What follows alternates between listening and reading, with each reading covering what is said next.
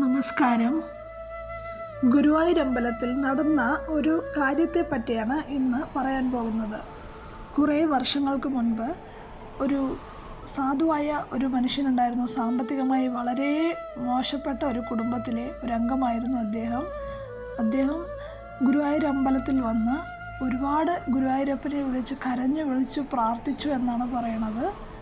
കൃഷ്ണ, ഗുരുവായൂരപ്പ, എൻ്റെ ബുദ്ധിമുട്ടുകൾ മാറ്റിത്തരണേ, എൻ്റെ കഷ്ടപ്പാടുകൾക്കൊരവസാനം ഉണ്ടാകണേ, എൻ്റെ കഷ്ടപ്പാട് മാറിയാൽ ഞാൻ ചകിരി കൊണ്ട് തുലാഭാരം നടത്തിയേക്കാമേ എന്ന് ഗുരുവായൂരപ്പനോട് കരഞ്ഞു വിളിച്ചു പ്രാർത്ഥിച്ചു എന്നാണ് പറയണേ.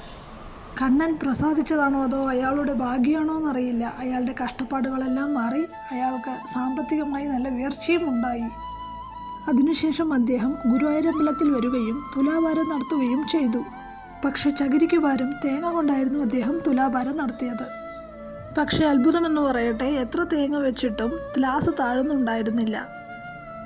അപ്പോഴാണ് അദ്ദേഹത്തിന് തെറ്റ് മനസ്സിലായതും ചകിരി കൊണ്ട് തുലാഭാരം നടത്തുകയും ചെയ്തു എന്നാണ് പറയുന്നത്. ഇത് നടന്ന കഥയാണോ എന്നറിയില്ല. ആർക്കെങ്കിലും ഇതിലൊരു അനുഭവം ഉണ്ടായിട്ടുണ്ടെങ്കിൽ കമൻറ്റ് ചെയ്യണേ. എന്താല്ലേ ഗുരുവായൂരപ്പൻ്റെ ഓരോരോ ലീലാവിലാസങ്ങൾ.